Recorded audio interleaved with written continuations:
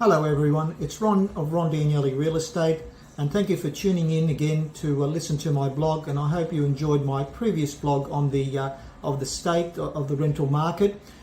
People at the moment have been stopping me in the street and asking me, hey Ron, what's going to happen to sales this year and in the future? The media have been reporting that the inflation rate in the December quarter rose to an astounding 7.8%.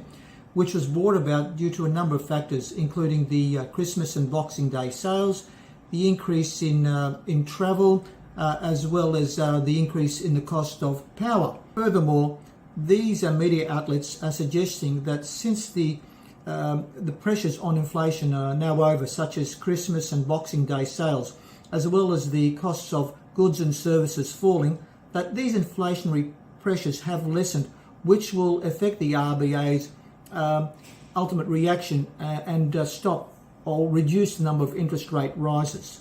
At the moment, we're seeing a two-tiered sales market, and by that I mean properties that have interesting attributes that people want, such as a lot of natural light, parking, harbour views, entertainment areas, seem to be maintaining their price, and in some cases have even eclipsed the pre-interest rate rise period. However, this is the exception, with the majority of properties suffering a 10 to 15% decrease in their sales price.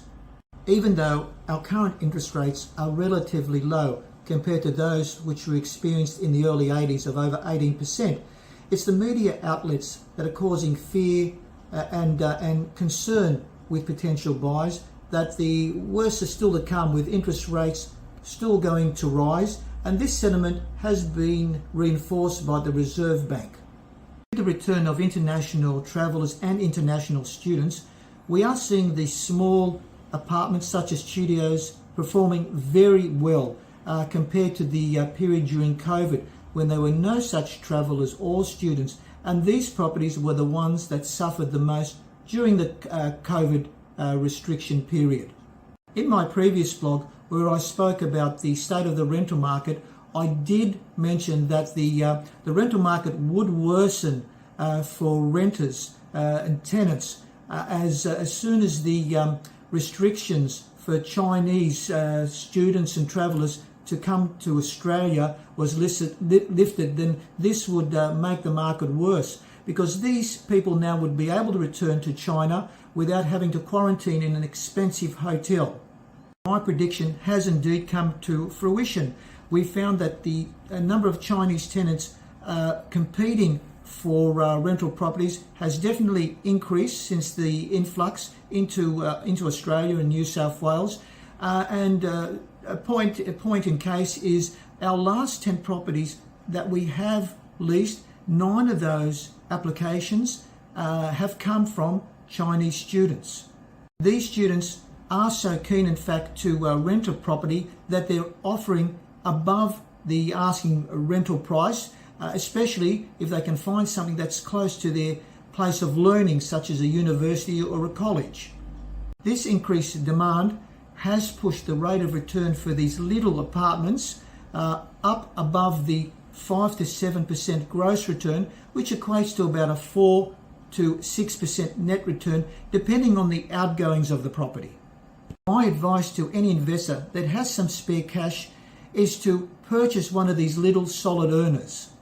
Another avenue to purchase one of these little properties is through your self-managed super fund if you have some available monies in that account. The reason I stress that buyers should have a solid amount of available cash to purchase one of these properties is due to the restrictions that banks and lending institutions have placed on one's ability to purchase these properties, such as size restrictions. However, I must stress there are pitfalls when someone buys one of these properties, and I would be more than happy to discuss these pitfalls if someone is considering heading down that path. I myself have numerous studios in my self-managed super fund, and I have found these to be great little earners. I would also suggest that anyone considering this option of purchasing one of these types of properties should do it sooner rather than later. However, with the uncertainty with interest rate rises, many investors are holding back because of the uncertainty. However, on the other hand, we are finding that some investors are starting to purchase these little properties as they're finding their solid rate of return is more than enough to offset any interest rate rises. There are opposing media reports that have suggested that inflation will be tamed and that high of 7.8% will now start to come down because the seasonal catalysts which caused this high inflation are now ended. This being the case, we are now seeing investors returning to the marketplace and snapping up these little cash cows because they're actually showing a better rate of return than having money just sitting in the bank. Once the greater investor market feels comfortable and safe that inflation has been tamed and that the Reserve Bank will reduce its frequency of interest rate rises, we will see these little properties start to gain momentum and we'll see prices increase, and these cash cows will all of a sudden become stars. Just adding to the blog that I recorded yesterday, I have just found out that the Chinese government has only just announced that it would no longer recognise qualifications of students studying remotely.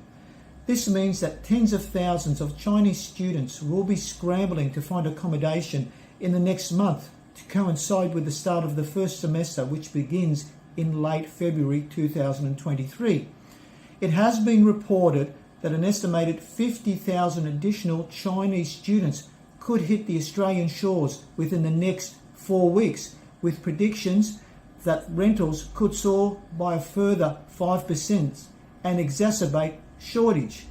If you would like any information or would like me to expand on any things I spoke about in this blog, please do not hesitate to contact me on my personal mobile phone, which is 0402 100 809, or via email on ron.d@rondanielli.com.au, or send me a message through our website www.rondanielli.com.au. And thank you for listening.